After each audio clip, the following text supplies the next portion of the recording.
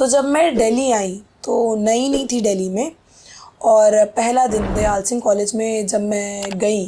क्या आपके घर में या आपके फैमिली में कोई ऑलरेडी हैं इस फील्ड में, पॉलिटिकल फील्ड में, या आप पहली जनरेशन है?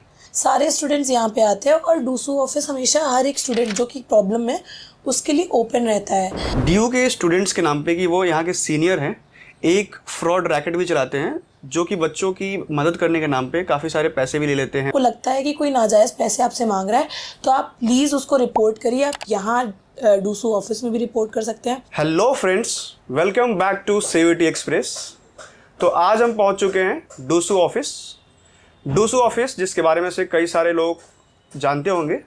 डूसू ऑफिस का मतलब होता है Delhi university students union office.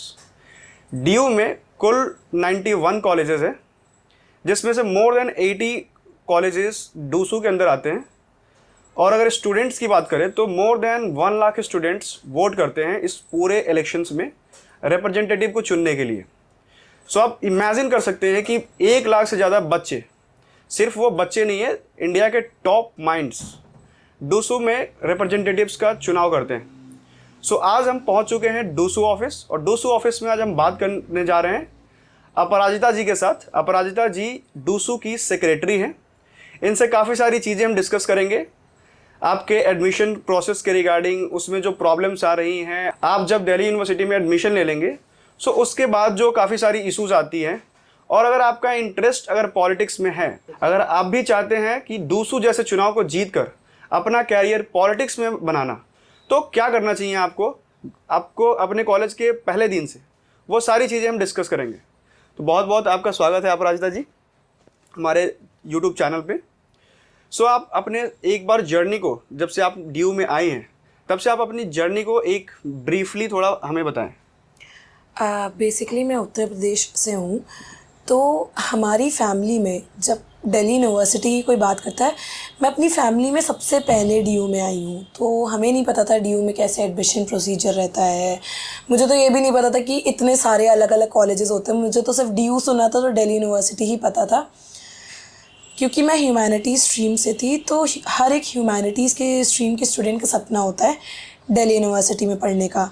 तो जब मैं दिल्ली आई तो नई नहीं थी दिल्ली में, और पहला दिन दयाल सिंह कॉलेज में जब मैं गई तो वहाँ पे एक एडमिशन हेल्प डेस्क लगी हुई थी। तो बहुत सारी क्यूरियोसिटी थी माइंड में, और थोड़ी सी नर्वसनेस भी थी कि मैं डीयू जैसे कॉलेज में जा रही हूँ, कैसे लोग मिलेंगे। मेरे लिए तो सारी चीज़ें नई थी, मेरे लिए नया शहर था, मेरे लिए नया कॉलेज था, सारी चीज़ें नई थी, मैं अकेले थी। तो बाहर जब हेल्प डेस्क पे गई तो उन्होंने बोला आप नई नहीं है, रुकिए हम आपकी हेल्प करते हैं। तो कुछ स्टूडेंट्स थे डीयू के ही जिन्होंने हेल्प डेस्क लगा रखी थी, और वो लोग पूरे एडमिशन प्रोसीजर में मेरी हेल्प किए। तो मैंने पूछा कि आप लोग क्यों कर रहे हैं ये चीज़। तो उन्होंने बोला कि हम लोग ABVP से हैं, अखिल भारतीय विद्यार्थी परिषद से, और हम लोग मे आई हेल्प यू के नाम से हेल्प डेस्क हर साल लगाते हैं कि अगर कोई भी क्वेरी आए आपको। और पहले जो एडमिशन होते थे वो मेरिट बेसिस पे होते हैं, अभी CUET में सारी चीज़ें ऑनलाइन हो गई हैं। पहले हर कॉलेज में ऑफलाइन जाना पड़ता था। मेरा 2019 का एडमिशन है, तो वहाँ पे हर कॉलेज में हमें ऑफलाइन जाना पड़ता था। तो हमारे पास लोग आए कि आप नहीं है, हम आपकी हेल्प करते हैं। तो मुझे लगा कि ये लोग जो मुझे जानते भी नहीं हैं, ये मुझे हेल्प क्यों करना चाहते हैं। तो बाद में पता चला कि ABVP से हैं, और उन्होंने मेरी बहुत हेल्प की। तो बाद में फिर मेंबरशिप ड्राइव हुई ABVP की। मुझे पता नहीं था उस टाइम पे कि क्या है, कैसे क्या चीज़ें होती हैं। फिर इलेक्शन का एक बहुत ज़्यादा बड़ा क्रेज़ होता है, एक पूरा ऐसे सितंबर सीज़न चलता है, और वो सबसे हैपनिंग सीज़न होता है दिल्ली यूनिवर्सिटी का, जो भी आने वाला है, जो अभी आने वाला है। अगस्त स्टार्ट हो चुके हैं, 1 अगस्त। तो जो सितंबर का सीज़न है वो इलेक्शन सीज़न सबसे हैपनिंग सीज़न होता है। तो एकदम लोग आ रहे हैं, कैंपेन हो रही है, सारी चीज़ें। तब तो नए नए थे, मज़ा भी बहुत आ रही थी, कौन है कौन नहीं है, कैसे क्या चीज़ें हो रही हैं। तो पहली बार जब कॉलेज के इलेक्शन में वोट डालने गई थी तो that was a very special and exciting moment for me. कभी ऐसा इंटरेस्ट नहीं था पॉलिटिक्स में, तो नहीं, हाँ सोशल वर्क में हमेशा से इंटरेस्ट था। तो ABVP मेंबरशिप ड्राइव हुई जब मैंने ABVP ज्वाइन की। तो कभी इतना ज़्यादा पॉलिटिक्स में, और थोड़ा सा डर भी लगता था क्योंकि अकेले हूँ यहाँ पे, क्या है, क्या चीज़ें हैं, कैसे होती है, और इलेक्शन से तो बहुत दूर दूर तक ही कोई लेना देना नहीं था। तो क्योंकि सोशल वर्क में इंटरेस्ट था, तो एबीवीपी के स्टूडेंट्स और सेवा एक एक्टिविटी चलती है उनकी, जिसमें सेवा में स्टूडेंट्स जुड़ते हैं। तो उसमें हम लोग बच्चों को बस्तियों में पढ़ाने जाते थे। धीरे धीरे करके जैसे ही सेटल डाउन होने लगी थी दिल्ली में, वैसे ही लॉकडाउन लग गया। तो लॉकडाउन में यहाँ पे बहुत सारे लोग फंसे हुए थे। मतलब अगर आप नॉर्थ कैंपस में विजयनगर देखें, मुखर्जी नगर, साउथ कैंपस के सत्या निकेतन में बहुत सारे लोग फंसे हुए थे। अगर आप चिराग दिल्ली जाएं, ऐसे बहुत सारे लाखों स्टूडेंट्स थे जो दिल्ली से बाहर से आए थे और वो यहाँ पे फंसे हुए थे। तो वहाँ पे उनमें से एक मैं भी थी।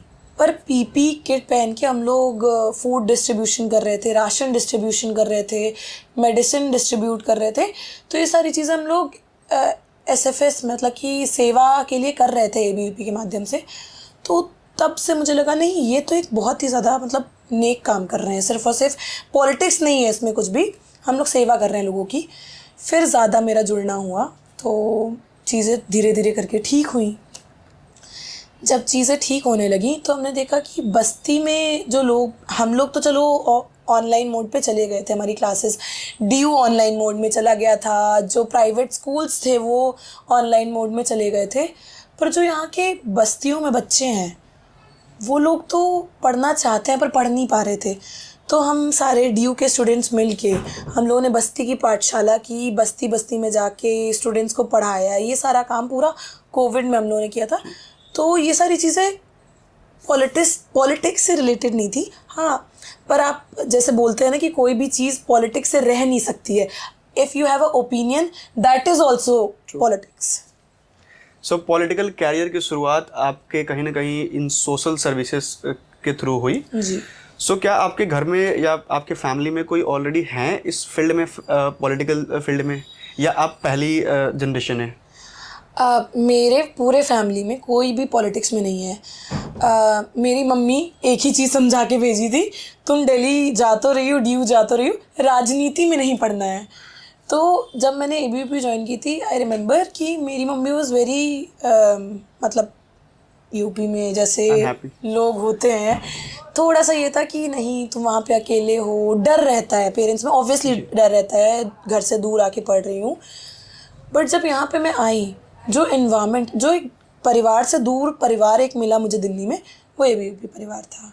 जो मेरे मतलब जब मुझे भी कोविड हुआ था तब उन्होंने मेडिसिन्स, और मुझे दिल्ली में ही कोविड हुआ था, सारी चीज़ें उन्होंने प्रोवाइड की। हम लोग खुद पीपी किट पहन के स्क्रीनिंग के लिए गए, राशन पहुंचाया अलग अलग घरों में। उसके बाद में जब धीरे धीरे चीज़ें ठीक होने लगी, यहाँ डीयू रीओपन का भी प्रोटेस्ट, पूरे दिल्ली में हर चीज़ खुल गई थी, सिनेमा हॉल्स खुल गए थे, मॉल्स खुल गए थे, सारी चीज़ें खुल गई थी, पर दिल्ली यूनिवर्सिटी नहीं खुला था। ऐसे भी बहुत सारे लोग थे जिन्होंने अपनी पूरी ग्रेजुएशन ऑलमोस्ट ख़त्म होने वाली थी, 3rd ईयर में आ गए थे, पर उन्होंने अपना कॉलेज भी नहीं देखा था। तो उसके लिए दिल्ली यूनिवर्सिटी का जो रीओपन प्रोटेस्ट था वो भी एबीवीपी ने किया था। तो ऐसे धीरे धीरे करके उसके बाद में जब फ्रेशर्स आए थे, तो वही जैसे हेल्प डेस्क किसी और ने लगाई थी मेरे फर्स्ट ईयर में, वैसे ही हम लोगों ने भी लगाई। फिर वेलकम फ्रेशर्स में हम लोगों ने एंटी रैगिंग कैंपेन किए कि ईव टीजिंग और रैगिंग और ड्रग्स हम लोग दिल्ली यूनिवर्सिटी में बिल्कुल भी प्रमोट नहीं करते हैं। तो इसके लिए एबीवीपी ने मुहिम चलाई, हर एक कॉलेज में सिग्नेचर कैंपेन किया, फ्रेशर्स को वेलकम किया, एक बहुत अच्छा सा इन्वायरमेंट जो दिल्ली यूनिवर्सिटी में होना चाहिए, वो सारी चीज़ें भी हुई। तो धीरे धीरे करके ये सारी कहानी मतलब कि चीज़ें चलती रही। जी, बहुत सारे बच्चे होंगे जिनका पॉलिटिक्स में इंटरेस्ट होगा, कॉलेज में आने के बाद वो कुछ और बढ़ जाएगी। तो उन बच्चों को फर्स्ट ईयर से ही ऐसा क्या करना चाहिए सो दैट वो अपने जीवन में सफलता पा सके, अपने जिस कैरियर में वो आगे बढ़ना चाहते हैं, यानी कि राजनीतिक कैरियर में वो कैसे सफलता पाए, उन्हें क्या क्या करना चाहिए? बहुत सारे लोग ऐसे होते हैं, बहुत सारे स्टूडेंट्स ऐसे होते हैं, they want to see a change but they don't want to be part of the change. ऐसे कैसे हो सकता है कि आपको चेंज तो देखना है but you do not want to be the change. तो आपको चेंज मेकर बनना पड़ेगा। अगर यहाँ पे कुछ भी गलत हो रहा है तो आपको उसके लिए आपको आवाज़ उठानी पड़ेगी। तो मुझे नहीं लगता है कि यहाँ पे हम लोग अपने आप को एज अ पॉलिटिशियन देखते हैं. I do not see myself as a politician, I see myself as a social worker. क्योंकि यहाँ पे जितने भी स्टूडेंट्स हैं जिनको परेशानी होती है वो यहाँ पे आते हैं, हम उनकी हेल्प करते हैं. और ये कोई मतलब देखिए, राजनीति से तो कोई चीज़ हट नहीं सकती, क्योंकि अगर आप अपने राइट्स के लिए भी खड़े हो रहे हैं, पीपल माइट थिंक कि you just want to be a politician, but अपने राइट्स के लिए हर एक स्टूडेंट को. और आप दिल्ली यूनिवर्सिटी के एक एजुकेटेड स्टूडेंट है, आप इतने अच्छे मार्क्स ला के दिल्ली यूनिवर्सिटी में पढ़े हैं. अगर आप अपने लिए नहीं खड़े हो सकते तो कौन आपके लिए खड़ा होगा? आपको सिर्फ अपने लिए नहीं खड़ा होना है, आपको सबके लिए खड़ा होना है. और इसी पॉलिसी पे मैं चलती हूँ. सो आपको सबके लिए खड़ा रहना पड़ेगा, तभी आप पॉलिटिक्स में अपना कैरियर अच्छे तरीके से इस्टेब्लिश कर सकते हैं. इसी बात को आगे बढ़ाते हुए, जैसे कि आप यहाँ पे डूसू ऑफिस है, डूसू ऑफिस में आप एक मेंबर हैं. सो डूसू ऑफिस अभी क्योंकि एडमिशन प्रोसेस सीवीटी का शुरू हुआ है, सीवीटी के रिजल्ट्स कुछ ही दिन पहले यूजी की आई है. सो इसमें जो बच्चों की इशूज़ आती हैं, ग्रीवांसेस आते हैं, उनके लिए डूसू ऑफिस या आप कैसे खड़ी रहती हैं? दिल्ली यूनिवर्सिटी स्टूडेंट यूनियन ने हेल्पलाइन नंबर जो पीजी एडमिशन्स में भी निकाली थी और यूजी एडमिशन्स में भी निकाली थी, but still there are some people जहाँ तक कि वो चीज़ें रीच नहीं कर पाती, क्योंकि बहुत सारे ऐसे नए स्टूडेंट्स होते हैं उनको पता ही नहीं होता कि डूसू क्या है या फिर ये सारी चीज़ें. तो Delhi university student union office is open to every student जिसको यहाँ पे प्रॉब्लम आ रही है, चाहे वो एडमिशन से लेकर मार्कशीट तक की या फिर डिग्री लेने में भी कोई भी प्रॉब्लम आती है, A to Z सारे स्टूडेंट्स यहाँ पे आते हैं. और डूसू ऑफिस हमेशा हर एक स्टूडेंट जो कि प्रॉब्लम है उसके लिए ओपन रहता है. यहाँ पे हम लोग हमारे रिप्रेजेंटेटिव्स यहाँ पे रोज़ आते हैं और 10 बजे से लेकर शाम तक ही हम लोग यहाँ पे स्टूडेंट्स की क्वेरी के लिए ही बैठे रहते हैं. और सिर्फ हम लोग यहाँ पे बैठने का ही काम नहीं करते, यहाँ पे भी स्टूडेंट्स आते हैं. हम लोग स्टूडेंट्स की एक एक प्रॉब्लम लेके उनके साथ में वो रिज़ॉल्व कराने जाते हैं. तो बहुत सारे ऐसे स्टूडेंट्स होते हैं जिनको चीज़ें पता नहीं होती बट ग्रेजुअली पता चलती हैं डीयू में आने के बाद में. बट हम लोगों ने बहुत सारे हेल्पलाइन नंबर्स निकाले हैं. हमारी हेल्प डेस्क यहाँ पे आर्ट्स फैकल्टी में भी लगती है. और यहाँ पे हम लोग डूसू ऑफिस में भी डूसू रिप्रेजेंटेटिव्स यहाँ पे रहते हैं. जैसा कि हेल्प की जहाँ तक बात आती है, डीयू में ये पाया गया है कि बहुत सारे बच्चे जो डीयू के हैं या बहुत सारे बच्चे जो डीयू के नहीं भी हैं, डीयू के स्टूडेंट्स के नाम पे कि वो यहाँ के सीनियर हैं, एक फ्रॉड रैकेट भी चलाते हैं जो कि बच्चों की मदद करने के नाम पे काफ़ी सारे पैसे भी ले लेते हैं. वो चाहे एकोमोडेशन से रिलेटेड हो या प्रॉब्लम सॉल्व करने के रिगार्डिंग हो. सो उस चीज़ से बचने के लिए बच्चों को क्या करना चाहिए? स्टूडेंट्स को पहली चीज़ तो मैं आपको बता दूं, बहुत सारे स्टूडेंट्स को पता नहीं होता है, रूम रेंट कंट्रोल एक्ट भी है, आप उसको पढ़िए. अगर आपसे नाजायज़ पैसे लिए जा रहे हैं तो आपको अवेयर करना होगा. अगर आप उस चीज़ के लिए अग्री करोगे तो चीज़ें नहीं ठीक से कर पाएंगे, आपको अपने लिए खड़ा होना पड़ेगा. अगर आपको लगता है कि आपसे फ्रॉड हो रहा है या फिर आपको एडमिशन के नाम पे पैसे लिए जा रहे हैं या फिर यहाँ पे नाजायज़ बहुत ज़्यादा पैसे मांगे जा रहे हैं अकोमोडेशन के लिए, आप दिल्ली यूनिवर्सिटी स्टूडेंट यूनियन के ऑफिस में आइए. यहाँ पे हॉस्टल में कैसे प्रोसीजर होता है, क्या प्रोसीजर होता है फॉर्म्स का, वो सारी चीज़ें भी एक्सप्लेन की जाएंगी. अभी रिसेंटली हमने नए हॉस्टल्स की भी मांग की है, जिसका सेंट्रल गवर्नमेंट की तरफ से पैसे भी आए हैं निर्भया फंड से. तो यहाँ पे 1000 कैपेसिटी का एक विमेन हॉस्टल यहाँ पे ढाका के लिए भी अलॉट किया गया है. वो दिल्ली यूनिवर्सिटी स्टूडेंट यूनियन की ही मांग थी. तो हॉस्टल में क्या प्रोसीजर है वो सारी चीज़ें आपको यहाँ से पता चलेंगी, हमारी हेल्पलाइन से ही पता चलेंगी. पर अगर आपको लगता है कि कोई नाजायज़ पैसे आपसे मांग रहा है तो आप प्लीज़ उसको रिपोर्ट करिए. आप यहाँ डूसू ऑफिस में भी रिपोर्ट कर सकते हैं, आप पुलिस स्टेशन में भी रिपोर्ट कर सकते हैं. आपको कोई भी तकलीफ़ आती है तो हमें कांटेक्ट करने की कोशिश करिए. आप हमारे डूसू के ऑफिशियल हैंडल से भी कर सकते हैं या फिर हमारे ऑफिशियल मेल आईडीज़ और फ़ोन नंबर्स पड़े हुए हैं सोशल मीडिया पे भी और गूगल पे भी, तो आप लोग हमें रीच आउट वहाँ से भी कर सकते हैं. सो ऑफिशियल जो चैनल्स हैं उन पे रीच आउट करें, ना कि इनफॉर्मल चैनल्स पे जहाँ से खतरा हमेशा बनी रहती है. जी. जैसा कि आपने बताया कि दिल्ली यूनिवर्सिटी में जो हॉस्टल्स हैं वो काफ़ी कम हैं. सो मैक्सिमम बच्चों को बाहर ही रहना पड़ेगा यहाँ के आसपास के एरियाज़ में जहाँ की रेंट्स काफ़ी ज़्यादा है. और आपने अभी दिल्ली रेंट कंट्रोल एक्ट की भी बात की. बट फिर भी अभी तो वो पूरा का पूरा एक्सटॉर्शन का मार्केट चलता ही है. जो गरीब बच्चे आते हैं, जो दूर से बच्चे आते हैं, उन्हें ये कैसे लाइक डिसाइड करना चाहिए कि कहाँ पे उन्हें उनके कोडिंग रूम्स मिल जाएंगी, उनके लिए लाइक जो सुटेबल चीज़ें होती है वो चीज़ें मिल पाएंगी? उसके लिए क्या डूसू कुछ करता है या हेल्प डेस्क में?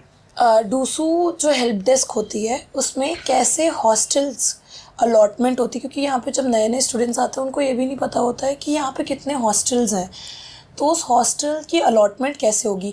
डूसू की एक बहुत ही बड़ी मांग जो दिल्ली यूनिवर्सिटी से है कि यहाँ पे जब स्टूडेंट्स आते हैं उनको हर एक हॉस्टल के लिए अलग अलग फॉर्म्स भरने पड़ते हैं, तो एक सेंट्रलाइज्ड पोर्टल होना चाहिए, जिसके लिए डूसू ने मांग की है दिल्ली यूनिवर्सिटी से। और मुझे लगता है इस बार वो कंप्लीट होगी भी कि जितने भी हॉस्टल हैं उनका सेंट्रलाइज्ड अलॉटमेंट होना चाहिए। उसी के साथ में जैसा कि आपको बताया अभी 3 नए हॉस्टल्स की मांग डूसू ने की हुई है, जिसमें रिज़ल्ट भी हमको देखने को मिल रहा है, बट फिर भी वो बहुत ही कम स्टूडेंट्स को अकोमोडेट कर सकती है, क्योंकि दिल्ली यूनिवर्सिटी में बहुत सारे स्टूडेंट्स यहाँ पे पढ़ने आते हैं। पर आपसे ये रिक्वेस्ट है कि अगर आप किसी भी फ्लैट या फिर किसी भी पीजी में जाते हैं, आप प्रॉपर गाइडलाइंस को चेक करिए। वो जो पीजीज़ हैं, वो जो फ्लैट्स हैं, वो गाइडलाइंस के हिसाब से हैं या नहीं है, आप ये चेक करिए, क्योंकि सेफ्टी और सिक्योरिटी पे कोई भी कॉम्प्रोमाइज़ ना हम लोग चाहते हैं और स्टूडेंट की लाइफ के साथ होना भी नहीं चाहिए। जी। सो सेफ्टी की जहाँ तक आप बात कर रहे थे, अभी रिसेंटली ORN में भी देखा गया है कि सेफ्टी के इश्यूज़ की वजह से ही इनफैक्ट बहुत सारे बच्चे डरे भी होंगे जो दिल्ली पहली बार आ रहे होंगे कि इस तरीके का जो माहौल चल रहा है दिल्ली में। सो उस चीज़ से निपटने के लिए फायर की सेफ्टी हो या फिर लाइक वो सेफ्टी अर्थक्वेक के रिगार्डिंग हो या फिर अदर सेफ्टीज़ हो, वाटर लॉगिंग वगैरह की, उस चीज़ को कैसे लाइक बच्चे समझे जो पहली बार दिल्ली में आ रहे हैं? ORN में जो घटना हुई है वो बहुत ही ज़्यादा मतलब हर एक स्टूडेंट के दिल को दहला देने वाली है, क्योंकि वहाँ पे सिर्फ 3 स्टूडेंट्स की मौत नहीं हुई है, वहाँ पे बहुत सारे ऐसे स्टूडेंट्स हैं जिनके सपनों की भी मौत हुई है, जो यहाँ पे शायद ओल्ड राजेंद्र नगर या फिर दिल्ली पढ़ने आना चाहते थे, बट क्योंकि ये इंसिडेंट देखने के बाद में वो नहीं आ पा रहे हैं या फिर उनके पेरेंट्स अलाउ नहीं कर रहे हैं। तो ये सारी चीज़ें जो हैं वो इसीलिए हुई क्योंकि जो वहाँ पे कोचिंग सेंटर्स हैं वो ठीक गाइडलाइन से नहीं चल रहे थे, उनके पास NOCs नहीं थी, वहाँ पे वाटर लॉगिंग हो रही थी। वाटर लॉगिंग की बहुत ही ज़्यादा एक समस्या है दिल्ली में, स्पेशली इसीलिए वहाँ पे इस चीज़ के नारे भी लग रहे थे कि MCD को इस्तीफ़ा दो ऐसे करके। तो पर यहाँ पे जब आप आएँ, आप लोगों से यही रिक्वेस्ट है कि आप जहाँ पे भी पीजी में जा रहे हैं या फिर फ्लैट में जा रहे हैं, अब प्रॉपर गाइडलाइंस को पढ़ के आइए, अब चेक करिए वहाँ पे फायर के लिए NOC है या नहीं है, प्रॉपर गाइडलाइन से वो पीजी चल रही है या नहीं चल रही है। बेसमेंट में तो जो भी आपका अकोमोडेशन है वो बेसमेंट में तो नहीं है, क्योंकि बेसमेंट में अलाउ नहीं होता है। ये जितनी भी चीज़ें बेसमेंट में चल रही हैं दोज आर इलीगल। बेसमेंट सिर्फ यहाँ पे ज़्यादातर यूज़ होते हैं पार्किंग या फिर स्टोरेज के लिए। तो ऐसी बहुत सारी चीज़ें हैं जो स्टूडेंट को भी अवेयर होना चाहिए, और ये अवेयर अगर वो इस वीडियो के माध्यम से भी अगर 10 स्टूडेंट भी अवेयर होंगे तो बहुत ही बड़ी चीज़ होगी। जी, जैसा कि आपको पता होगा कि थोड़ा सा हम इस टॉपिक से हट रहे हैं, बट जैसा कि आपको पता होगा कि DU का एडमिशन का जो फेज़ 2 है वो शुरू होने वाला है। बच्चे अभी प्रेफरेंस सीट भरना शुरू करेंगे, कॉलेज का सिलेक्शन करेंगे, कोर्सेज का सिलेक्शन करेंगे। सो इसमें एक जो मेजर डाउट्स आता है वो डाउट्स आता है कैंपस के रिगार्डिंग। DU में नॉर्थ कैंपस को प्रायोरिटी पे रखे या साउथ कैंपस को रखे या ऑफ कैंपस को रखे। सो यूजुअली बच्चे नॉर्थ कैंपस को सुपीरियर समझते हैं, उसके बाद साउथ कैंपस और फिर ऑफ कैंपस। क्या ये जो क्राइटेरिया उन लोगों बच्चों के माइंडसेट अभी माइंड में बना हुआ है ये सही है, या फिर लाइक आपका ओपिनियन इसमें? ये जो माइंडसेट बना हुआ है बेसिकली नॉर्थ कैंपस और साउथ कैंपस, आपको दिल्ली यूनिवर्सिटी का कोई भी कॉलेज मिल रहा है वो अच्छा ही होगा, ठीक है। North campus is more happening क्योंकि यहाँ पे VC ऑफिस यहीं पे है, आर्ट्स फैकल्टी यहाँ पे है, डूसू का ऑफिस भी यहीं पे है, तो यहाँ पे जो स्टूडेंट्स आते हैं उनको लगता है कि north campus is more happening. तो अगर आपको लगता है कि आपको ये सारी चीज़ें अच्छी लगती है, आपको मतलब हैपनिंग चीज़ें चाहिए, आपको चाहिए कि आर्ट्स फैकल्टी में कुछ ना कुछ होता रहे, तो उसमें इन्वॉल्वमेंट चाहिए, तो आप नॉर्थ कैंपस ले सकते हैं। South campus on the other hand is more peaceful, क्योंकि आप देखेंगे जब साउथ कैंपस जाएंगे बहुत ही ज़्यादा पीसफुल है, बहुत ज़्यादा हरा भरा है, और जो नेचर लविंग जो ज़्यादातर स्टूडेंट्स होते हैं वो साउथ कैंपस प्रेफर करते हैं। बट आपसे ये रिक्वेस्ट रहेगी कि जिस कॉलेज में आपका फेवरेट कोर्स मिल रहा है आप उसमें जाइए। आप ये मत देखिए कि आप कौन से कॉलेज में जा रहे हैं, आपका कोर्स ज़्यादा इम्पोर्टेंट होना चाहिए। क्योंकि आप किसी भी कॉलेज से अपना डिग्री लेंगे, आपको डिग्री यूनिवर्सिटी ऑफ दिल्ली की ही मिलनी है, चाहे आप वो नॉर्थ कैंपस के हिंदू कॉलेज से करें, चाहे आप साउथ कैंपस के वेंकटेश्वर कॉलेज से करें, मोतीलाल कॉलेज से करें, या फिर आप किसी ऑफ कैंपस में जाएं, जैसे मैंने अपनी ग्रेजुएशन की दयाल सिंह कॉलेज से। जी, सो कोर्स को ज़्यादा प्रायोरिटी देनी चाहिए रैदर कॉलेज, राइट। सो चलिए, बहुत बहुत धन्यवाद आपका हमारे साथ बात करने के लिए। उम्मीद करते हैं कि आपने बहुत सारी क्वेरीज जो बच्चों की थी उसको रिजॉल्व किया। बच्चों को अगर एडमिशन में कोई भी इशूज़ आएंगी तो वो डूसू ऑफिस या यहाँ के जो भी ऑफिशियल्स चैनल्स हैं उसके थ्रू अपनी क्वेरीज़ को रिजॉल्व कर सकते हैं। हम कोशिश करेंगे कि हम भी आपके टच में रहें। जो भी बच्चों की क्वेरीज़ आएंगी हमारे पास वो हम डायरेक्टली आपको ट्रांसफ़र करें, सो दैट उन चीज़ों का रिजोल्यूशन जितना जल्दी हो सके उतना बच्चों के हित में बेहतर होगा। सो बहुत बहुत धन्यवाद आपका एक बार फिर से। ठीक है।